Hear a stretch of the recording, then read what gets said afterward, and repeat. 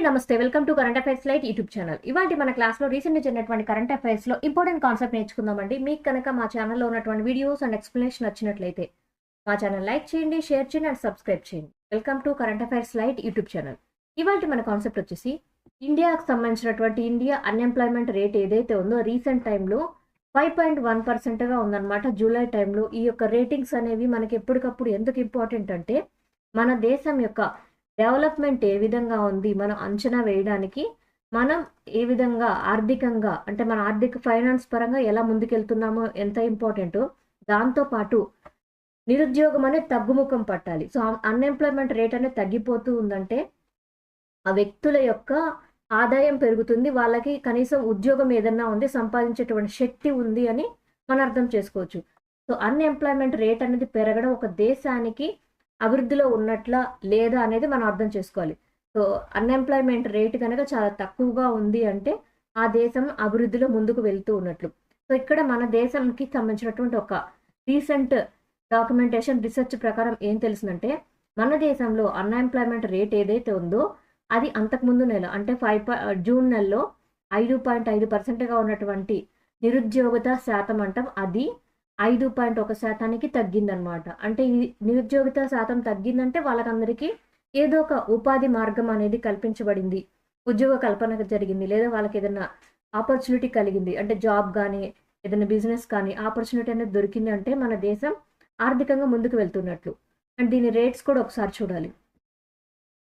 And ఇటువంటి డేటాని ఎవరు రిలీజ్ చేస్తారంటే మన దేశంలో నేషనల్ స్టాటిస్టికల్ ఆఫీస్ అంటాం. వాళ్ళు మన దేశంలో ఉన్నటువంటి రేట్ నథింగ్ బట్ ఇక్కడ మనం చెప్తున్నటువంటి అన్‌ఎంప్లాయ్‌మెంట్ రేట్ ఏ విధంగా ఉంది, ఎంప్లాయ్‌మెంట్స్ ఎంత జరుగుతుంది, ఆడవాళ్ళకి ఎక్కువ జాబ్‌లు వస్తున్నాయా, మగవాళ్ళకి ఎక్కువ జాబ్‌లు వస్తున్నాయా, ఎక్కువగా ఎవరు చదువుకుంటున్నారు, ఇటువంటి అన్ని అంశాల గురించి కూడా నేషనల్ స్టాటిస్టికల్ ఆఫీస్‌లో ఎంతో కొంత డేటా అనేది వాళ్ళు ఎప్పటికప్పుడు కలెక్ట్ చేస్తూ ఉంటారనమాట.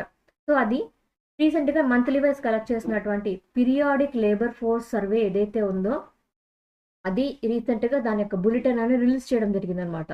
సో, దాంట్లో ఏంటంటే నియర్లీ 15 సంవత్సరాల నుంచి అంతకన్నా ఎక్కువ వయసున్నటువంటి వ్యక్తులు ఎవరైతే ఉన్నారో వాళ్ళకి సంబంధించినటువంటి నిరుద్యోగిత శాతం ఏదైతే ఉందో అది 5.1%కి తగ్గినట్లుగా జూలై 2026లో ఈ నిరుద్యోగిత శాతం అనేది తగ్గినట్లుగా నేషనల్ స్టాటిస్టికల్ ఆఫీస్ వాళ్ళు వాళ్ళ యొక్క రిపోర్ట్‌లో నెల నెలా తీసేటువంటి పీరియాడిక్ లేబర్ ఫోర్స్ సర్వే ఏదైతే ఉందో దాని యొక్క రిపోర్ట్‌లో తెలుసుకోవడం జరిగింది.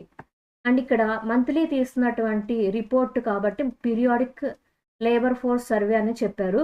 సో, మంత్లీ రిపోర్ట్‌లో వాళ్ళు తీసుకున్నటువంటి డేటాలో ఈ యొక్క rate nothing but employment rate 5.5% నుంచి తగ్గి 5.1%కి వచ్చిందనమాట.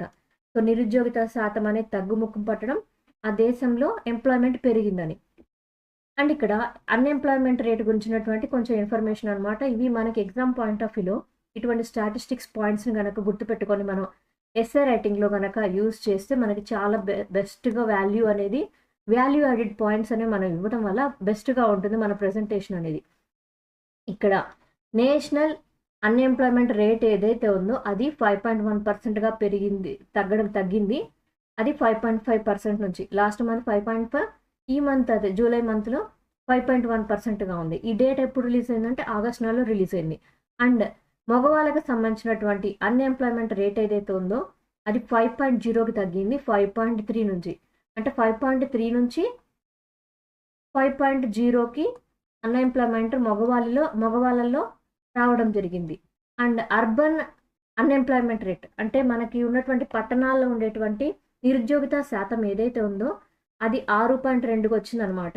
అది అంతకుముందు నెలలో 7.2గా ఉన్నటువంటి నిరుద్యోగిత శాతం అది కూడా అర్బన్ ప్రాంతంలో పట్టణాల ప్రాంతంలో 7.2 నుంచి 6.7%కి తగ్గడం జరిగింది.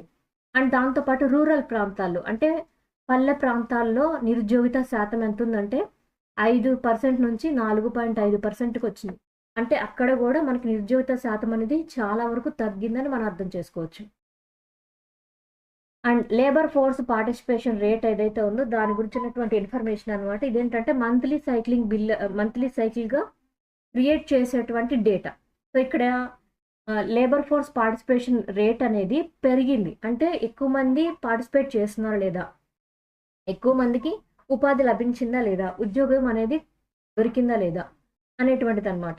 ఇక్కడ లేబర్ ఫోర్స్ పార్టిసిపేషన్ రేట్, ఉద్యోగం లేదా అవకాశం అవసరమైనటువంటి వ్యక్తులకు ఎంతమందికి అవకాశం లభించింది అని. సో ఇక్కడ లాస్ట్ మంత్ జూన్ మంత్లో 54.4% ఉన్నటువంటిది కొంచెం పెరిగి 55.4% ఉంది. ఇక్కడ మనం ఒకటి అర్థం చేసుకోవాలి, అన్ఎంప్లాయ్మెంట్ రేట్ అనేది తగ్గుముఖం పడుతుందంటే ఇక్కడ ఎల్ఎఫ్పిఆర్ ఏదైతే ఉందో అంటే ఇక్కడ ఉద్యోగం పెరగడం, ఇక్కడ ఉద్యోగాల శాతం అనేది పెరగడం, ఇది పెరుగుతూ ఉంటుంది. అదే నిరుద్యోగ శాతం కనుక పెరుగుతూ ఉంటే ఎల్ఎఫ్పిఆర్ అనేది తగ్గిపోతూ ఉంటుంది అనమాట. ఇక్కడ లేబర్ ఫోర్స్ పార్టిసిపేషన్ రేట్ ఏదైతే ఉందో అది లాస్ట్ మంత్తో పోలిస్తే నియర్లీ 1.1% అన్న దీనిలో ఇంప్రూవ్మెంట్ అనేది రావడం జరిగింది. అండ్ లేడీస్ పరంగా ఫిమేల్కి సంబంధించినటువంటి లేబర్ ఫోర్స్ పార్టిసిపేషన్ రేటు 34.4%కి వచ్చింది. ఎంత నుంచి అంటే 32.7% నుంచి. అంటే లాస్ట్ మంత్లో 32.7% ఉంది, ఈ మంత్లో 34.4%గా రావడం జరిగింది. అండ్ అది కూడా లేడీస్కి సంబంధించి రూరల్ ప్రాంతాల్లో అంటే పల్లె ప్రాంతాల్లో ఈ రేట్ అనేది నియర్లీ 25.3% నుంచి 38.8%కి పెరగడం జరిగింది. అండ్ ఇదేంటంటే రూరల్ ప్రాంతాలు అంటే పల్లె ప్రాంతాల్లో ఎంతవరకు పెరిగిందంటే పల్లె ప్రాంతాల్లో వచ్చేటువంటి ఉద్యోగాల శాతం అది కూడా ఆడవారికి ఎంతవరకు రీచ్ అవ్వడం జరిగిందంటే 38.8%కి చేరింది. అర్బన్ ప్రాంతాల్లో ఈ రేట్ ఏదైతే ఉందో అది 25.3%కి పెరగడం జరిగిందనమాట. అంటే వాళ్ళకి ఏదో ఒక ఉపాధి కల్పన అనేది ఎంతో కొంత మెరుగుపడింది అని మనం అర్థం చేసుకోవచ్చు. అన్ఎంప్లాయ్మెంట్ తగ్గింది అంటే లేబర్ పార్టిసిపేషన్ రేట్ అనేది ఎంతో కొంత ఇంప్రూవ్ అయినట్టు. Worker population ratio, so worker population ratio కూడా ఇక్కడ అన్ఎంప్లాయ్మెంట్ రేటుకి ఇన్వర్స్లీ ప్రపోర్షనల్గానే ఉంటుంది. సో ఇక్కడ వర్కర్ పాపులేషన్ రేషియో పెరుగుతుంది అంటే ఇక్కడ 15+ ఏజ్ గ్రూప్ అని చెప్పాం. 15+ నుంచి పైన ఉన్నటువంటి జాబ్ కానీ ఉద్యోగం కానీ లేదా వర్కింగ్ కానీ చేసేటువంటి వ్యక్తుల గ్రూప్లో 52.5%గా పెరిగింది. అంటే ఎక్కడి నుంచి పెరగడం జరిగిందంటే జూన్లోనేమో 51.4%గా ఉన్నటువంటి రేటు జూలై నెలకు వచ్చేసరికి 52.5%కి పెరగడం జరిగింది. అండ్ ఇలా అసలు ఇంక్రిమెంట్ అనేది లాస్ట్ అంటే వర్కింగ్ పాపులేషన్ రేషియో అనేది అసలు ఇంక్రిమెంట్ అవ్వడం అనేది ఫిబ్రవరి 2026 నుంచి కూడా ఫస్ట్ టైం ఇలా ఇంక్రీజ్ అవ్వడం, వర్కర్ పాపులేషన్ రేషియో అనేది ఇంక్రీజ్ అవ్వడం ఫస్ట్ టైం జరిగిందనమాట. అంటే ఇది కొంతగా మెరుగుపడుతూ ఉంది. జాబ్ చేసేటువంటి వ్యక్తుల సంఖ్య అనేది ఎవ్రీ మంత్ కొంచెంగా ఫిబ్రవరి టైం నుంచి కూడా ఇంక్రీజ్ అవుతూ ఉండి ఇప్పుడు జాబ్ చేసినటువంటి వ్యక్తుల పర్సంటేజ్ అనేది 52.5%కి పెరగడం జరిగింది. అండ్ దాంతోపాటు వర్కర్ పాపులేషన్ రేషియో పరంగా రూరల్లో నథింగ్ బట్ పల్లె ప్రాంతాల్లో ఉన్నటువంటి లేడీస్కి ఫిమేల్ ఎవరైతే ఉన్నారో వాళ్ళల్లో ఏదో ఒక పనిలో నిమగ్నమయ్యేటువంటి వ్యక్తుల సంఖ్య అనేది 37.2గా పెరిగిందనమాట. అది ఎక్కడి నుంచి అంటే 34.7 నుంచి 37.2%కి ప్రతి నెల కొంచెం ఇంక్రిమెంట్ అవుతూ వాళ్ళ యొక్క ఏదో ఒక ఉపాధి అనేది పొందేటువంటి ఆడవారి సంఖ్య కొంచెంగా పెరుగుతుంది. సో ఇక్కడ అన్ఎంప్లాయ్మెంట్ రేట్ అనేది తగ్గిపోతుందంటే వర్కర్ పాపులేషన్ రేషియో ఏదైతే ఉందో ఆ వర్కర్ పాపులేషన్ రేషియో అనేది పెరుగుతున్నట్లు. సో ఎక్కువ మందికి జాబ్ వస్తుందంటే అన్ఎంప్లాయ్మెంట్ రేషియో అనేది తగ్గుముఖం పడుతూ ఉంది.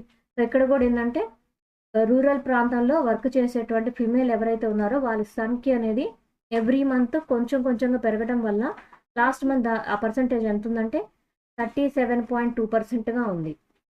Thank you for watching my video. మీకు కనుక నా వీడియో అండ్ ఎక్స్ప్లెనేషన్ నచ్చినట్లయితే నా వీడియోస్ లైక్ చేయండి, షేర్ చేయండి అండ్ సబ్స్క్రైబ్ చేయండి. మీకు నా వీడియోస్ ఏ విధంగా అనిపిస్తున్నాయో నా కామెంట్ సెక్షన్లో తెలియజేయండి. Thank you for watching my video. Thank you.